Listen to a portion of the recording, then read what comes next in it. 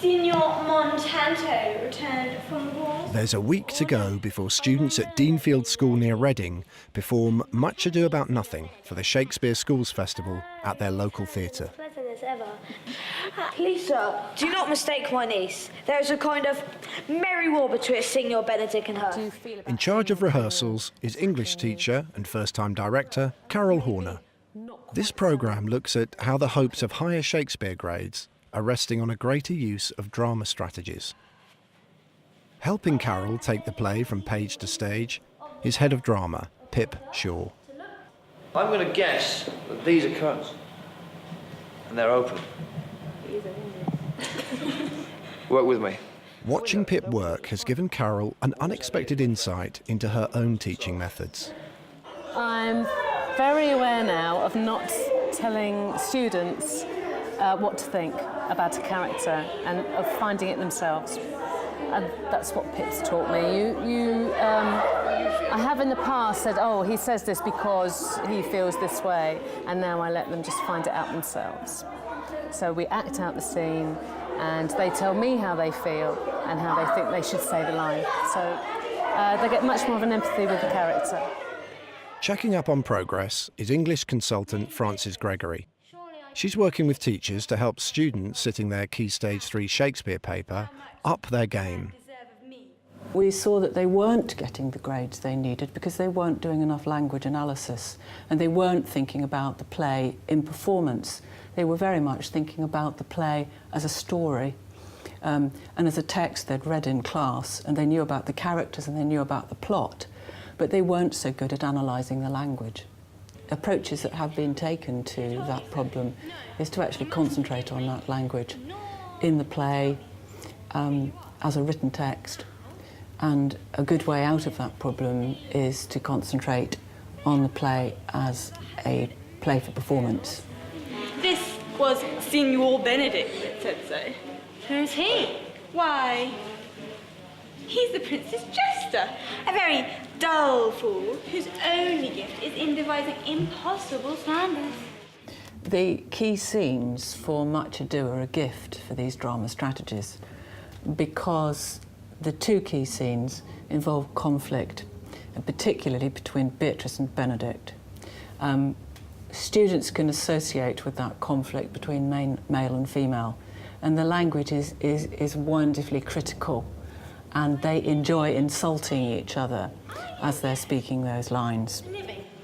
Is it possible that disdain should die while she hath such food to feed as Signor Benedict? See why I love no woman? A dear happiness to women.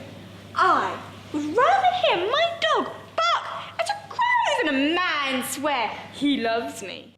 Now, one of the set scenes is one we've... Today, Carol is teaching Much Ado About Nothing to her Level 4 Year 9 students. Using drama strategies, her aim is to show them what light the language sheds on the play's main characters. Who, first of all, are the characters? Hands up, yeah. Beatrice and Benedict. Beatrice and Benedict, as Aidan says. Beatrice and Benedict. Now, I want you to have a look at all those 4 freeze frames. And I want you to think, what sort of conversation are they having? What do they look like they're doing there? It looks like they're having an argument because of their expressions. So who do you think's got the power there? Who's in charge in that scene? Beatrice. Why do you think she's in charge? Because she's got her hand up to him. Because she's got her hand up to him? Yeah.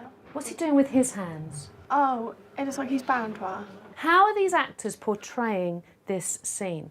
And part of our lesson today is we're going to have a freeze frame moment where we will be acting out the scene.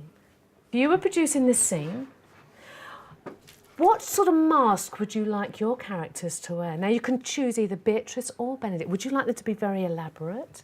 Or would you like them to be quite simple? Or would you like a handheld mask? If they think about staging of Much Ado About Nothing, you need to think about how people are dressed and how people stand. So the idea of the masks is that they can think about what their character is trying to present to the audience. Okay, leave your mask in front of you, just looking at it. We're going to read through the scene together, just so that we get some sort of feel for it, all right? And we're going to try and decide how these characters feel when they're saying their lines. Lest I should prove them other fools, I have brought Count Claudio, whom you sent me to seek. How then sick? Neither, my lord. What I want you to do is highlight just one phrase out of that scene, and I'd like you to write it under your picture. How do you think your character would say those lines? Would they say them gently or angrily? Or would they say them wistfully or sarcastically? So have a practice between the two of you how that character would say that line. Come, lady, come. You have lost the heart of Senor Benedict. Sick or sad or merry. When students read Shakespeare, the first thing they say to you is that the language is really difficult and I don't understand what they mean, and the poetry is so difficult, and what are all these images for? What are they trying to say? Whereas if you give them a line to say over again in different voices and in different ways, they suddenly find that there is a way of saying the line that means something to them and that they can interpret into an action. So to give them ownership of the line helps them enormously. The idea now is to have a freeze frame moment. Your character is saying the lines to who? So one of you is going to be the character delivering the lines, and one of you is going to be the character receiving the lines. How would you feel? Speak now, 'tis your cue. 3, 2, 1, freeze in that moment. Everybody, just what sort of expression could Claudio have? Look, Claudio needs to look towards the audience, I think, so that we can see his face. Speak now, 'tis your cue. So, 'tis your cue, 'tis your time to speak. So, could you be thinking about what it is you could be saying, maybe? The purpose of this activity is to reinforce what that character is feeling at that moment and what it is they're trying to get over to the audience or to the other character, and how the other character is feeling at this line. So the whole exercise works very well with all groups because they're able to visualise the feelings and emotions of the characters. Girls, have you got any suggestions of how they could play this scene? What is it you're trying to portray? Like a love scene, so they've got to be quite close and stuff. So. I want them not to just look at character as something flat. I want it to be three-dimensional. So what happens a lot with Year 9 students is that they look at a line in Shakespeare and they don't use it to interact with other characters. They don't think about what that character is trying to portray to another character or how other characters are going to react to what's been said. So that's my aim, is to gel the thing together so that not only are they saying the line for themselves as actors, but what it is they're trying to portray to another actor and how that other actor will react to the line. Indeed, my lord, I lent it to him a while, and I give him use for it, a double heart for his single one.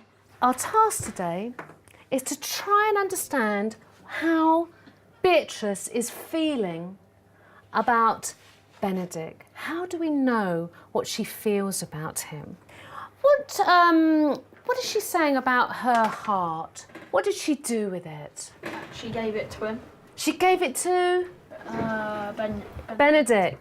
And in what way? Did he give his love back, do you think, what she says? He only gave back half the love. He only gave back half the love. How do we know that? Because she says, I gave him a double one. So she gave a double for his single. The purpose of this particular exercise is to help them construct a paragraph that flows, that they've used quotation in, that they've used some idea of the how and the why a character says something.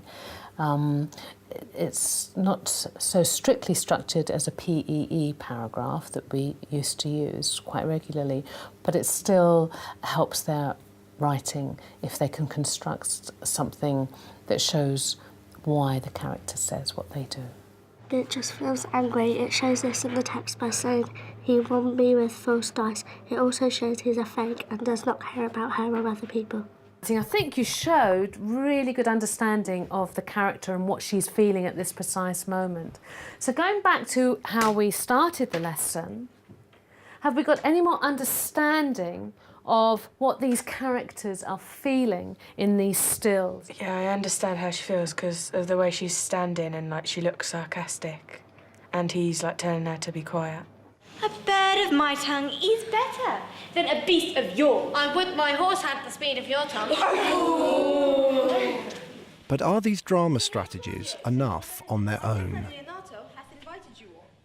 It's not only going to be about drama strategies, because following the drama strategies, we still have to teach children how to craft a good response in the test. We've still got to teach them good writing skills.